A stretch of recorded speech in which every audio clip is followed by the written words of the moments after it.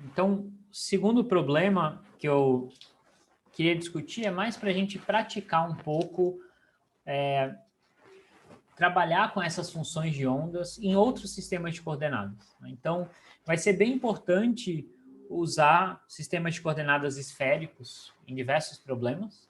Tá? Então, a gente tem que se familiarizar um pouco, né, como é que a gente faz cálculos usando essas funções de ondas em outras coordenadas. Nesse exemplo aqui, são coordenadas esféricas. Então, a minha função de onda, ela está dada, não interessa de onde ela veio, depois a gente vai ver que essa, na verdade, corresponde ao estado fundamental do átomo de hidrogênio, tá? Mas a essa altura aqui não interessa de onde ela veio. E ela está dada em coordenadas esféricas, e aqui vocês podem notar que eu estou dando a função de onda completa, certo? Então, tem tanto a parte temporal quanto a parte espacial aqui. Isso aqui, essa parte é o que eu vinha chamando de um φ maiúsculo. Nesse caso, seria um φ de R, θφ, mas essa função é tão simples que só depende de R, nem depende de θ, nem de φ. E a gente sabe que ela é um alto estado de energia, porque a impedância temporal dela vem nessa forma aqui, como uma exponencial de menos I, E0T sobre H cortado. Então, esse é zero, a gente sabe a energia do sistema. Então, o que a gente vai querer fazer aqui é algumas contas. A gente vai querer calcular quem que é esse A, né, que é uma constante de normalização. Então, a gente vai querer normalizar essa função de onda só para ver como é que a gente faz essa normalização em 3 dimensões. Né? Depois a gente vai querer calcular algumas probabilidades e incertezas, certo? Só para a gente também saber como fazer essas contas em coordenadas esféricas. Tá? Então, primeiro vamos calcular essa constante de normalização. Então, agora eu estou em 3 dimensões. Né? A gente lembra que a constante de normalização, ela vem quando a gente impõe que a probabilidade de eu encontrar a partícula em qualquer ponto do espaço, né? Então, se eu perguntar qual é a chance de eu encontrar essa partícula em qualquer lugar do universo, tem que ser 100%, que ela está em algum lugar. Tá? Então, se eu integrar a minha função de onda, tá? O módulo ao quadrado da minha função de onda me dá, agora em 3 dimensões, né, a probabilidade de encontrar a partícula em um certo ponto do espaço tridimensional. Então, isso é uma densidade volumétrica de probabilidade agora, né, uma densidade de probabilidade por volume. Se eu integro sobre todo o volume, isso tem que dar 1. É isso aqui que essa expressão está me dizendo. Tá? Então, essa é a condição de normalização da minha função de onda. Só que a minha função de onda está dada em coordenadas esféricas, então eu vou querer reescrever isso daqui em coordenadas esféricas. Né? Então, para a gente lembrar, deixa eu relembrar vocês rapidamente das definições de coordenadas esféricas. Né? Para um ponto qualquer do espaço aqui, as minhas coordenadas esféricas são R é o tamanho desse vetor posição, θ é o ângulo que esse vetor faz com o eixo Z, e se eu projetar o vetor posição no plano XY, φ é o ângulo que essa projeção faz com o eixo X. Tá? Então, se eu quero integrar sobre todos os pontos do espaço, a minha coordenada R, que é o tamanho desse vetor, eu quero varrer o espaço todo, certo? Então, o R ele tem que variar de 0 a infinito. Né? Eu lembro que R é o tamanho do vetor, então ele tem que ser positivo. Então, o R tem que variar de 0 a infinito. O θ, eu tenho que tomar um pouco de cuidado, porque o θ ele varia de 0 a π.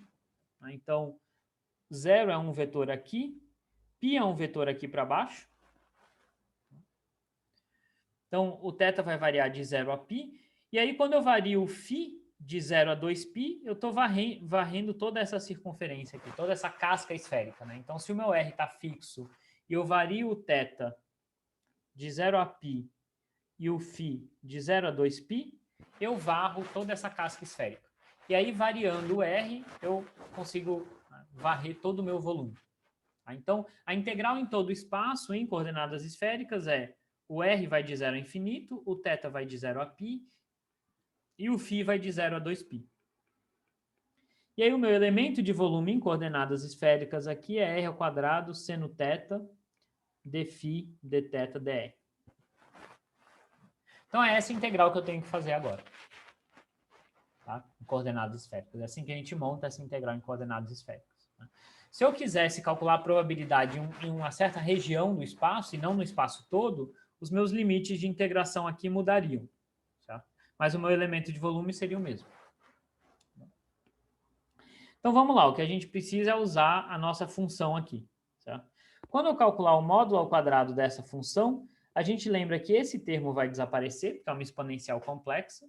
Então, o que vai sobrar aqui vai ser um a ao quadrado, eu vou assumir que ele é real.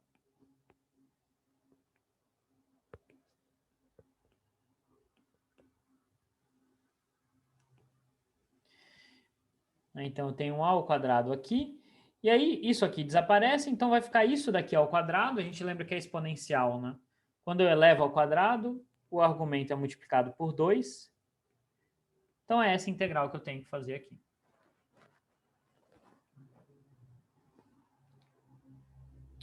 E a essa integral a gente vê que ela tem algumas simplificações, né? O meu integrando aqui não depende de φ, então eu posso integrar direto em φ. Então isso vai me dar, como eu estou integrando de 0 a 2π, isso vai me dar um 2π.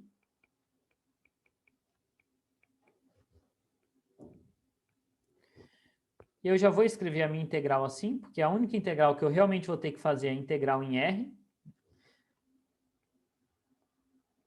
Porque a integral em θ também é bem simples, né? A integral de 0 a π de seno de θ dθ.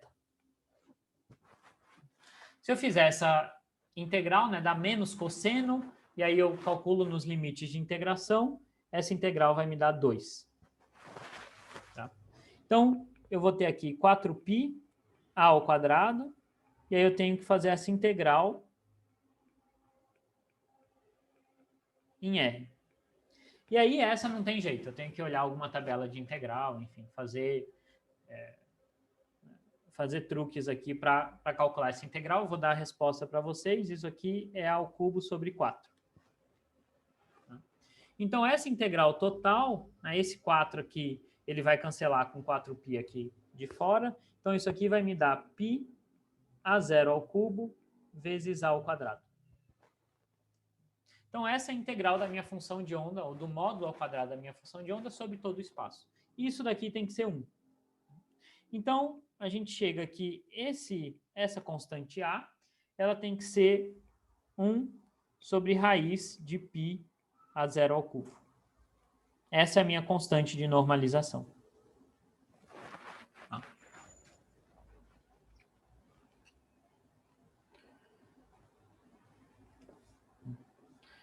Então, isso aqui é só para a gente relembrar um pouco como fazer essas contas em coordenadas esféricas. O segundo item pede o seguinte, né? Agora é realmente calcular essa probabilidade em uma região do espaço, não é mais no espaço todo. Tá? Então, a ideia é a seguinte, tem um detector que tem um formato de uma casca esférica, tá? Então, é uma casquinha esférica, que tem uma pequena espessura ΔE. Né? E aí eu coloco esse detector na presença desse elétron, que está descrito por essa função de onda aqui, e eu gostaria de saber qual que é o... Esse elétron ele vai ter uma certa distribuição espacial, né? Então, eu vou ter lugares que vai ter uma probabilidade maior de eu encontrar ele e lugares que vai ter uma probabilidade menor. E aí a pergunta é a seguinte, qual tem que ser o tamanho desse detector para eu maximizar a probabilidade de encontrar esse elétron? Então, a gente vai ver que a gente vai converter essa pergunta em um cálculo de probabilidade, e aí, no final, a gente quer maximizar essa probabilidade. Então, como é que eu faria essa conta? Né? O meu detector é essa cascazinha esférica com uma certa espessura bem pequena, ΔR. Tá? Então, o que é esse detector? Como é que ele vai medir? Né? Como é que eu calculo a probabilidade dele encontrar a partícula? Bom, eu quero saber qual a probabilidade da partícula estar dentro desse detector, né? De ser encontrada dentro desse detector. Esse detector cobre todos os ângulos θ e φ, que é uma casca esférica. Então, a probabilidade que eu quero calcular é a seguinte, qual é a chance de encontrar a partícula em qualquer ângulo, θ e φ, porque não interessa em que ângulo que ela tiver, para o detector encontrar ela, mas o raio, né, a posição a distância dela à origem tem que ser o tamanho do meu detector, ou, melhor ainda, né, tem que estar entre o tamanho do meu detector, né, entre essa casca interna e essa externa, certo? Então, o Rzinho da minha partícula tem que cair nesse intervalo aqui. Se isso acontecer, eu vou estar calculando qual a probabilidade da minha partícula estar dentro do detector, e aí, portanto, o detector mediria ela. Tá? Então, é essa conta que eu tenho que fazer. Tá? Então, de novo, a probabilidade que a gente está calculando é qual é a chance de encontrar a partícula para qualquer valor de θ, qualquer valor de φ, mas com um Rzinho nesse intervalo aqui. E aí a integral que eu vou ter que fazer é, de novo, a minha densidade de probabilidade sobre o volume, só que agora não é o espaço todo, né? É o volume do detector. Tá? Então, o θ e o φ eu vou integrar em todos os ângulos possíveis, mas o Rzinho eu só vou integrar dentro da minha casca esférica.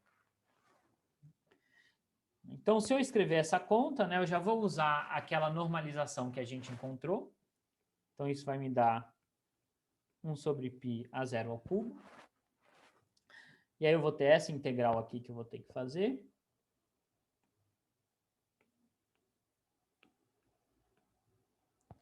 O módulo da minha função de onda é menos 2r sobre a 0. E aí eu tenho o elemento de volume aqui.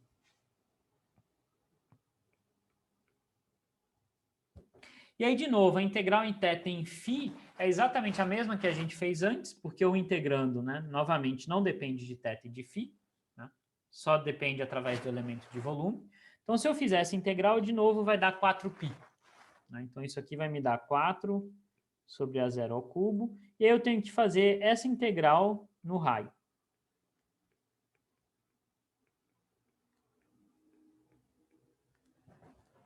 Então, se eu calcular essa probabilidade, isso aqui vai me dar qual é a chance do detector medir essa partícula. Né? Qual é a chance da partícula estar dentro do detector. Tá?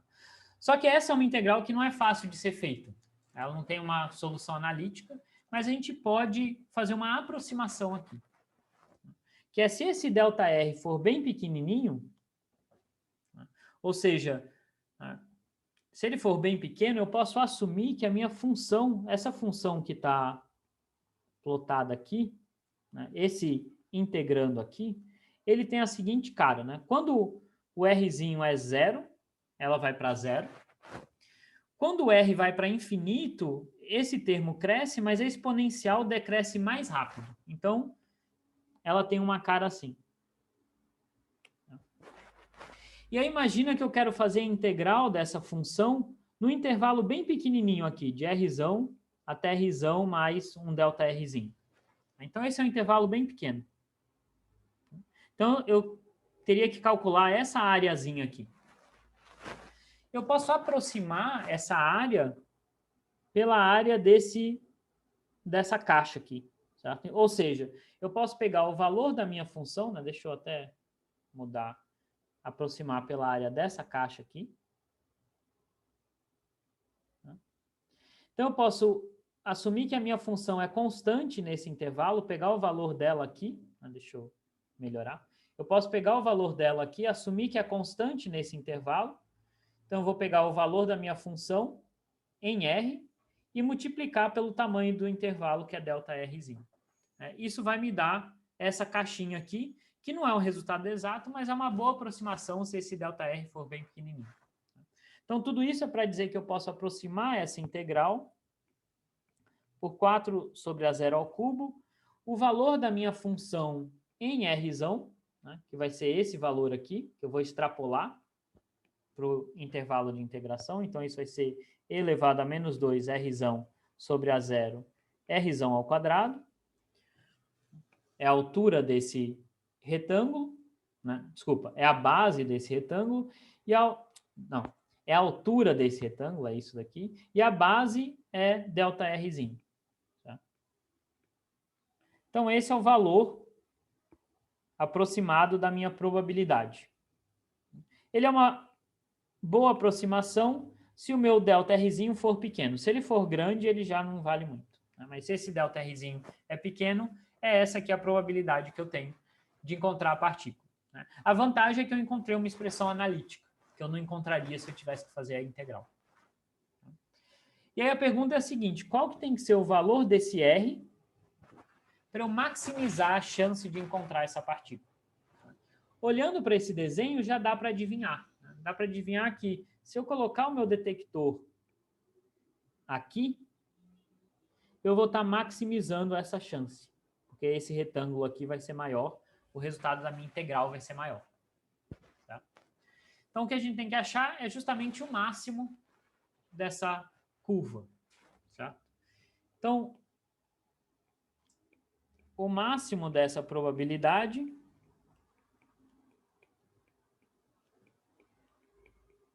então eu posso calcular, né? Tirando a derivada disso com relação a Rzão, igualando a zero, isso vai me dar qual é o Rzão que maximiza essa probabilidade. Se eu fizer essa conta, né, isso aqui vai me dar um 2Rzão elevado a menos 2Rzão sobre a zero, menos 2R ao quadrado sobre a zero elevado a menos 2Rzão sobre a zero, tudo isso igual a zero. Se eu resolver, eu encontro que esse Rzão tem que ser igual a zero. Então, se eu escolher esse raio para o meu detector, eu vou maximizar a chance de encontrar a partícula. Ou seja, a partícula tem uma chance máxima, né? A maior probabilidade é que ela esteja a uma distância a zero da origem, né? Para essa função de onda aqui. Depois, na semana que vem, a gente vai ver exatamente o que isso tem a ver com o átomo de hidrogênio e com a posição do elétron nos orbitais. Mas isso aqui é só um exemplo matemático de como é que a gente analisa isso daqui, né? Como é que a gente calcula probabilidades em coordenadas esféricas. Uma observação bem importante aqui é porque, né, como eu estou calculando a minha probabilidade independente dos ângulos θ e φ, né, então eu faço essas integrais aqui, notem que o valor de R, desse Rzão aqui, que maximiza a minha probabilidade, eu não poderia ter obtido ele olhando só para o psi ao quadrado. Se eu olhar só para a minha função de onda, né, a cara que essa função de onda tem ao quadrado, ela é uma exponencial, ela sempre decai assim. Então, se eu olhar só para a função de onda, eu falaria, a chance maior é no zero, que é onde ela é máxima. Mas em coordenadas esféricas, eu tenho esse r ao quadrado aqui, que é introduzido pelo elemento de volume. Tá? Então, eu tenho que sempre tomar muito cuidado na hora de fazer essa análise em coordenadas esféricas, porque eu tenho esse fator rzinho ao quadrado aqui que entra na hora de fazer essa análise. Tá? E é ele que, de fato, muda, né? É ele que determina onde que... Né? Obviamente, ele em conjunto com essa exponencial que determina onde vai ser o máximo da minha probabilidade. Então, só para... Bom, alguma dúvida aqui? Professor, Oi. eu me perdi e eu não vi de onde saiu o 4. Ah, tá bom. Eu fui rápido mesmo. Tá? É o seguinte, essa integral que a gente tem que fazer é muito semelhante à que a gente... Desculpa. A integral que a gente tem que fazer em φ e em θ é exatamente a integral que a gente fez antes, porque, de novo, o meu integrando aqui só depende de Rzinho. Tá? Então, a integral que eu tenho que fazer em φ e θ é exatamente a que a gente fez aqui. Certo? Então, a integral em φ, como nada aqui depende de φ, a integral em φ vai me dar um 2π. E a integral em seno de θ dθ vai me dar 2. Tá? Então, quando eu faço a integral nessas duas variáveis, isso vai me dar um 4π. Tá? Então, quando eu integro em dφ em dθ, vai aparecer um 4π. O π vai cancelar com esse π, e aí vai sobrar esse 4 aqui. Tá? Então, o 4 veio da integral de θ e φ. Obrigada, professor. Tá? Eu usei o resultado que a gente tinha obtido agora há pouco. Mais dúvidas aqui? Professor,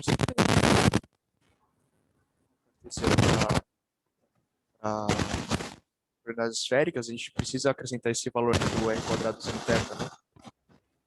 Ou não? fala de novo, que no comecinho estava no seu áudio, eu não ouvi. Sempre que a gente mudar de coordenadas cartesianas para esféricas, a gente coloca esse r quadrado sendo θ, né? O elemento de volume, né? Se eu estou integrando num volume, num elemento de volume, que em coordenadas cartesianas é dx, dy, dz, quando eu faço a transformação de coordenadas, esse elemento de volume vira tudo isso daqui, né? R ao quadrado seno θ, dφ, dθ, dr. No caso da área. No caso da área seria diferente. Aí já seria o quê? R só? Depende. Se eu estiver integrando, vamos supor... Aí depende, né, quando você fala de área, agora depende do que você está integrando. Vamos supor que, em geral, quando a gente está em coordenadas esféricas, e a gente está falando de área, a gente está pensando em integrar só sobre uma casca esférica. Certo? Então, é só sobre essa casca esférica. Então, o meu R está fixo, e o que eu vario é só o θ e o φ, para varrer essa casca esférica. Certo? Então, é como se fosse, de fato, uma casca aqui sem espessura nenhuma. Então, o meu R estaria fixo, e aí eu varreria o θ e o φ. Nesse caso, seria quase que idêntico o elemento de volume, só que eu não teria esse dr aqui, porque eu não estaria integrando em R, na direção R, eu só estou variando o θ e o φ, e esse Rzinho aqui seria o raio da casca. Então, aí, esse seria o elemento de área se eu estiver integrando sobre essa casca esférica. Então, depende exatamente do que você vai estar integrando.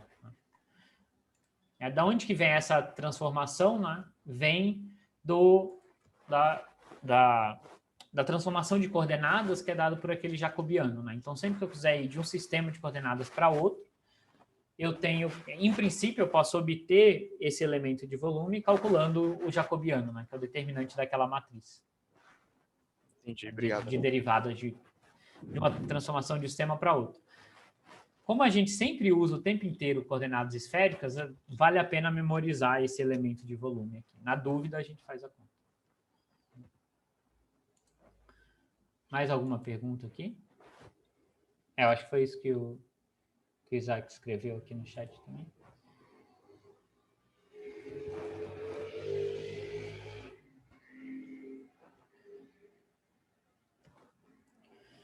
Tá, então, só para completar aqui, deixa eu fazer mais duas continhas rápidas, mas é só para a gente também saber como é que a gente faz elas, que é calcular o valor médio desse Rzinho e a incerteza desse Rzinho, né? Então, a minha função de onda, ela me dá uma distribuição de probabilidades, né? Então, essa partícula pode estar a várias distâncias da origem, e eu quero calcular, se eu fizesse várias medidas da distância dessa partícula, em média, qual seria o resultado que eu encontraria, certo? Então, eu tenho que fazer aqueles cálculos de valor médio ou valor esperado.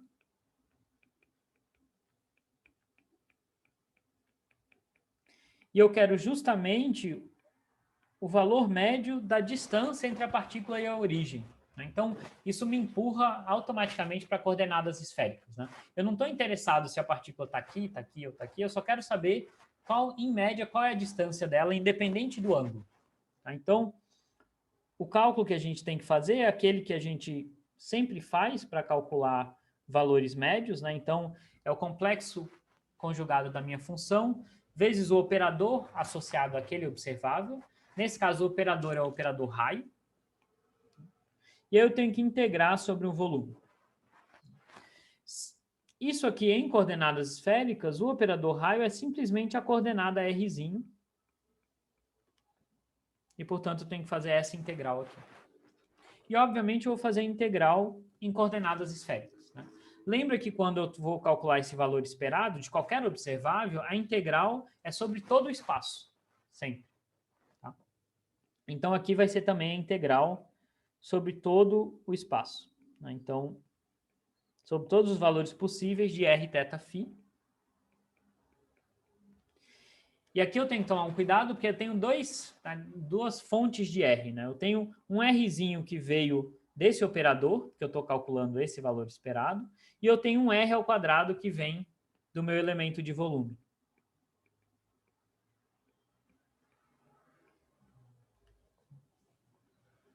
Então, na verdade, aqui eu vou ter um R ao cubo. Essa integral que eu tenho que fazer aqui. E aí, enfim, de novo vai fazer as integrais, certo? Não tem muito segredo aqui. Eu vou chegar... De novo, o meu integrando não vai depender de θ e φ. Então, isso vai... Eu vou ter aquele fator 4π que vai sair e vai sobrar só uma integral em R, que vai ser muito parecida com o que a gente fez na hora de normalizar a função, só que em vez de R ao quadrado, vai ser um R ao cubo aqui. Então, se eu fizer essas integrais, eu vou chegar um valor 3/2 de A0. Então, esse é o valor esperado, ou o valor médio do meu raiozinho. Se eu medir várias vezes a distância entre essa partícula e a origem, em geral vai ser 3/2 de A0. Notem que o valor médio não é igual ao valor mais provável. O valor mais provável a gente viu que é A0. O valor médio aqui é um pouco diferente. A gente, daqui a pouco eu mostro um gráfico para vocês, vai ficar mais claro, né, por que esses valores são diferentes. Mas tem que tomar um pouco de cuidado, porque o valor médio não necessariamente é o mais provável. E aí, para calcular a incerteza,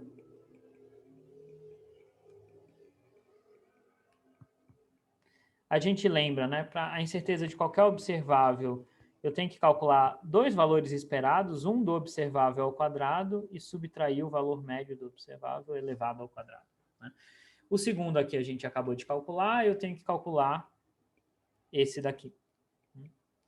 E aí vai ser um cálculo quase que idêntico ao valor médio, a única diferença é que em vez desse operador Rzão, vai ser Rzão ao quadrado. Então, isso daqui vai ser uma integral de Rzinho ao quadrado, módulo de π ao quadrado, dv. Então, tudo que vai mudar nas minhas contas é que em vez de um R ao cubo, eu vou ter um R à quarta. E aí, se eu fizer todas essas contas, eu vou chegar em 3A0 ao quadrado. Então, é importante notar a consistência das unidades aqui, né? Esse A0 tem unidades de comprimento, né? Dá para intuir isso da minha função, né? Porque o argumento da exponencial sempre tem que ser adimensional. Então, como esse Rzinho tem dimensão de comprimento, o A0 também tem que ter dimensão de comprimento. De fato, a gente acha aqui algo com dimensão de comprimento. E o valor esperado de R ao quadrado tem que ser comprimento ao quadrado. Está consistente. Então, se eu calcular a incerteza, isso daqui vai ser raiz quadrada de 3A0 ao quadrado, menos esse termo elevado ao quadrado. Então, vai ser menos 9/4 de A0 ao quadrado. Se eu fizer essa conta, dá aproximadamente 0,9 A0. Então, esse é o valor da incerteza. Tá bom? Então, só para ilustrar isso daqui, esse aqui é a minha... Essa curva aqui é simplesmente o módulo ao quadrado da minha função de onda. Essa daqui é o módulo ao quadrado multiplicado por aquele Rzinho ao quadrado que vem do elemento de volume. A gente viu que para analisar a probabilidade de onde encontrar a partícula, independente do ângulo, esse Rzinho ao quadrado é importante.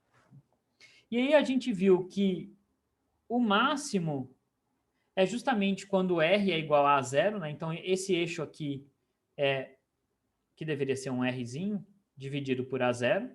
Tá? Então isso aqui é quando o Rzinho for igual a zero, isso me dá aquele valor máximo que a gente encontrou. Então a probabilidade de encontrar a partícula ela é máxima aqui. O valor mais provável de onde eu posso encontrar a partícula, aqui a distância da origem, vai ser justamente quando R for igual a zero, que é aqui. Mas a gente vê que essa distribuição, essa curva aqui, é o que está me dando a distribuição de probabilidades. tá? E ela não é simétrica, né? Ela tem uma cauda maior para o lado direito do que para o lado esquerdo. O que isso quer dizer? Que esse é o valor mais provável, mas se eu fizer várias medidas, vai ter mais chances de eu encontrar a partícula para esse lado aqui do que para esse lado aqui. Porque essa probabilidade ela é mais longa nesse lado. Tá? Então, quando eu calculo o valor médio, né, que são a média de várias medidas, esse valor médio vai estar deslocado para a direita com relação a esse valor mais provável. Então, está justamente aqui o valor médio a gente encontrou como 3/2 de A0, justamente aqui. Justamente porque essa curva ela é assimétrica. Né? Então, a probabilidade de eu encontrar a minha partícula para o lado direito da posição máxima é maior do que para o lado esquerdo. Então, em média, eu vou encontrar um valor médio que está à direita do valor máximo. Tá? E a incerteza, né? Lembra que a incerteza do valor médio, né? A incerteza da medida, ela é da ordem de A0. Né? Então, está representado aqui, esse aqui é o intervalo da minha incerteza. Né? Então, meu valor médio é esse daqui, mais ou menos esse intervalo. Tá? Então, essa é a região onde eu tenho maior probabilidade de encontrar partícula. Né? A gente vê que a incerteza não cobre o intervalo todo, eu tenho uma probabilidade pequenininha ou menor de encontrar partícula nessa região, a incerteza dá uma estimativa de onde é a região que é mais provável. Tá bom? Então, isso era só para a gente ver como é que a gente faz essas contas, né, utilizando coordenadas esféricas. Tá? O grande diferencial é esse elemento de volume que entra na hora de fazer essas integrais e também os limites de integração, né? Que eu tenho que tomar um certo cuidado em coordenadas esféricas, quais são os limites de integração. Tá? Mas o resto do raciocínio é bem parecido com o que a gente fazia antes.